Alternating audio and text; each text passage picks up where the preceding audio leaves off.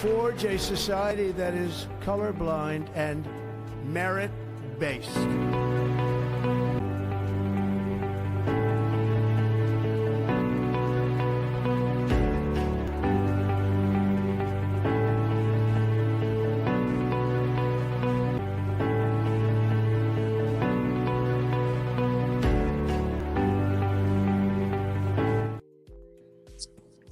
Hi Surya, hi Mario, how are you guys? Good, how are you? Wonderful. So what do we have today actually? Of course, the first question we have is, what is the difference between final merits determination, sustained acclaim, and the totality of the evidence standards in the EB1A adjudication? Wonderful. In fact, this is one of my favorite questions actually, because you don't get really EB1A because you're fulfilling the criteria. This is something beyond criteria. And from where do they come? I think that's the most important thing is, final merit determination is because of there was a case called Kazarian. It comes from the fact that there should be a two-step adjudication process. The first is whether the person is fulfilling the criteria, and the second step is whether whatever the evidences the person has given based on the fulfillment of criteria, whether it appears that the person has become the person in the top 1% of his field of excellence. That's the final merit determination which is established. Now, sustained acclaim is a very interesting concept because many people would like to believe that sustained acclaim is a matter of time, which we call it as a temporal function actually. Well, it is, of course it is, but it is not the only one. The sustained, because we have seen somebody ask us, oh, how come it is a 40-year-old, drawing $1 million salary is not able to get EB1A, but a 26-year-old has a sustained acclaim, though the career span. So it is not a function of career span. It is the matter of how much is the deep your impact is. Now, just to give you an illustration, somebody during COVID time would have, let's say, designed a COVID vaccine. Now, he designed today, and let's say next day he applies for EB1A. It does not mean that, he does not prove himself to have a sustained acclaim in that case. Because sustained acclaim is not a function of temporal activity, nor it is a function of how much popular you are. It is a function of how much impact that you have created in other people's life. And totality of evidence, which is the last aspect here, is actually the component which comes from the USCIS policy actually, in terms of what is the quality of evidence that you have sent and what does it speak. So when you get a letterhead, say for a critical role, who has signed the letter? Is it a company is giving you a letter, or a person who is kind of, let's say your manager is giving? Is it on a letterhead or not on a letterhead? That's the kind of detailing it goes into actually. So indeed, there are three things: final merit determination, sustained acclaim, and the totality of evidences, along with you fulfilling the criteria, are all taken up together. And that helps you to become whether you are EB1A or not. I mean, that's how it is. Of course, one can go into a lot of detail. People who are in the program, there's a separate dedicated module on this actually. And this is the most important aspect for which one is awarded EB1A. So guys, keep watching this. So this would be very helpful. So let's move to the next topic actually. So next question. Yeah, absolutely. So this next question is from an anonymous user that was posted within our Facebook group. I'm not going to read everything, but essentially they say, please help evaluate my profile for EB1A. They have a PhD graduate from the U.S. University, and they are currently a data engineer to a client via consulting company. They just asked, please help me and let me know if I need any improvement, anything in my profile. It took them 6 years to build this profile. So they're asking just for any valuable suggestions in advance. Okay, now I think one of the most, I think I can see that there is a lot of, kind of parameters which have been given: the PhD, Google Scholar, citations 331, H-index 10, Scopus citation, total publication 26. This is very good. I think only thing of course, I can read here that you are from the Best Thesis Award from Europe Conference, which is also very good. But the most important thing is that what is not standing out for me is what's your expertise here? And what have you chosen your expertise to be? I mean, it looks to me it is related to data science, but what it is exactly? Then you are talking about some award like Fusion Awards. So how good it is, how bad it is. One has to go into more granular into it actually. Prima facie, it looks good to me. I mean, when you talk, okay, let me give you an illustration from the perspective of criterias. I mean, if you look at it from a scholarly, this is very strong. From judging perspective, I would say moderate to strong. Awards would still be moderate, but I think original contribution, I'm not sure of the impact actually right now. And leading and critical role, I am not very sure, and membership is not listed. If you really want a kind of an open bear analysis into this, then we just spoke about sustained acclaim. I mean, what is it?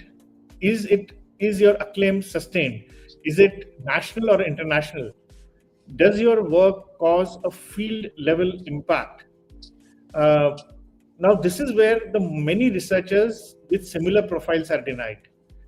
And if I have to give a very, kind of frank advice or input here, citation count is moderate and not really very high impact. What we don't see is evidence of a real world adoption, which is not evident from the document.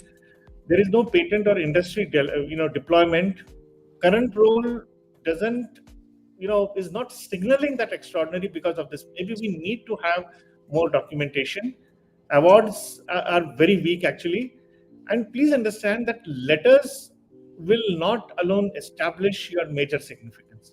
We need that actually. I mean, and especially, let's say, for example, it looks to me that your profile is related to data and something on a healthcare basis actually here. So we need to see whether your model has been integrated into some kind of a medical research or a hospital workflow. Is your method used in commercial imaging product, real world patient outcome that influenced? You're talking about GitHub implementation adopted by others. What are the tools, data sets which have been widely used? Benchmark leadership, your algorithm performed the existing models. And I think you can do this in 6 to 12 months, I feel, by leading some AI or ML, kind of initiative, publishing some kind of an internal white papers, demonstrate some kind of an architectural leadership. What else? Yes, of course, the company letters or something. You need to be speaker, get on some advisory boards and things like this actually. And once you are able to do this, then your profile will be ready. Right now, from a next league perspective, I would say that this is like, may not just directly ready for EB1A, but you are mentioning also that your EB2 priority date is 6 months away from being current. That may be a temptation for you to not to wait. But as I always mention that EB1A is not just for your green card. It is for the purpose of you becoming the best version of yourself, where green card becomes a milestone. Notwithstanding whether you get a green card or not, whatever things that I have mentioned to you, if you were to do this, definitely in your career you will prosper. And I personally feel that is more important to you than just getting a mere green card. So I think wish you all the best. Let us know if you need any help. We'll be there to support you. So let's move to the next question now. Surya. Of course. Another more anonymous user share. I'm currently on H1B and my NIW has been approved. Based on my credentials, 16 publications, 430 citations, 30 peer reviews, 4 recommendation letters. What are the chances of getting EB1A approval? Frankly, I have no idea in this case, because we don't even know. At least in the previous case, we knew that it was related to data science and healthcare. But here we don't even know what field are we talking about. If you're talking about rocket science, are you talking about nuclear engineering? Are you talking about data science? What exactly are we talking about here? And how is that I again repeat that you don't get EB1A because you are fulfilling the criteria. It is like this. You get EB1A because you have a certain solution to a problem that US needs. It's like talking to President Trump and saying that, look, this is my green card. This is what I can do. This is my expertise. This is my expertise. This is what I can do for the US. And this is what I propose to do once I get my green card. I mean, that's the kind of narrative, that's the kind of preparation you can have. what exact problem that you are solving is not very evident from here. So I'm sorry, guys. I mean, this is not something that I can comment on, or not. Neither I would like to qualify myself to speak here. So let's move to the next. So Yeah, Mario, absolutely. So the next question is from an anonymous user. They ask, how can someone with limited publications or citations still demonstrate extraordinary ability effectively? wonderful. Now, this is a very good question, and I'm going to give you this with an example. We had one particular student. He's now an EB1 achiever. His total citation count, guys, was just 3. Yes, you heard it right, just 3 citations. And obviously, I mean, there was a concern that that this may not work, obviously. But let's understand, we had a little deep research into it, that one of the citations that he had got was from some European researcher, and that was in Nature. So yes, guys, I think it's Nature.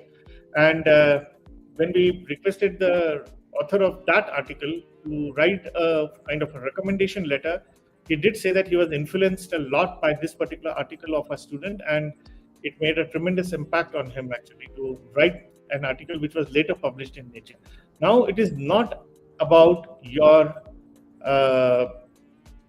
number of publication or limited publication of the citations. Guys, there are cases, if you look at the papers which have won the Nobel Prize, they are just around, some of them are just 10 pages and some of them are just 15 pages. Only one actually. So one paper can get you a Nobel Prize. That's the kind of an impact you can do. So even if you have 1, 2, 3, 4, 5 articles, but they are so paramount, they are so incisive, so deep that they are solving some fundamental problem, you would definitely consider that to be an extraordinary ability. By writing even 1,000 articles, it may not show up actually. Let's be clear about it. Where it is published, who is reading it, why somebody is, what problem have you solved? That's the kind of thing that is very important in this particular case. But I mean, most people, unfortunately, we have seen that they try to write an article. A good way to check, I would say that a good way for you to check is that since you are using AI tools, give yourself an article, see the best article which you like, and ask that article. Ask the bot, okay, what is the problem that it is solving? What was the solution of that problem before this particular case was done? Is it unique? Is it standard? And benchmark your papers with the best solutions and best people. That will give you an answer to this. So this is how even the most limited publications or citations will demonstrate your extraordinary ability. Extraordinary ability means not the number, it means only the impact. If you don't have impact, you can write 10,000 articles, but if it has zero impact, zero solutions, you are just beating around the bush. So let's move to the next question, guys. The next question is, what are the most overlooked pieces of evidence that can be strengthened, that can strengthen a petition's credibility? Okay, you have used the word credible. So remember, there are 3 things which are there. One is, there has to be, it has to have a purpose. Any evidence that you are giving needs to have a purpose. Second is, it needs to have a credibility. Yes. And the third is, it needs to have a probative value. Okay. So first is authentic, credible. Now, credibility is about somebody, if you are giving a letter, let us say a letter of recommendation, without specifying how you are related to that person, what is the locus of that person. Okay, if you are giving a let us say letter for critical role, and you take it from your colleague instead of your senior, I mean, who may not even be working in that company, not on the letterhead, the credibility of that letter would be very poor. So you should get letter where the locus is established very well. I'm talking from a letter perspective here. But then we have a lot of things. How you are explaining your original contribution. What are the metrics that you are designing for the original contribution? Now, these things are very, very important here. Okay, so step by step, we can just get into a lot of parameters in terms of the locus of the person, the quality of the letter, in terms of documentation that you are giving, in terms of quality of evidences that you are sending. There are a lot of parameters that will establish your credibility.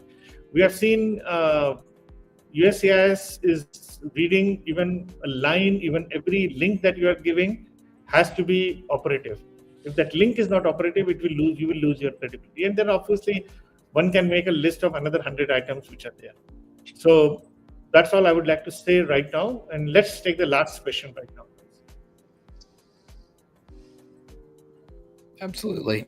So our last question, they ask, how do you approach cases where a candidate has strong technical work but limited public visibility or recognition? They said, I feel my 10 years of experience, I have done innovative work, but I do not have huge media coverage to show my work fully. Okay, just repeat your question again. Let's go step by step. How do you approach this?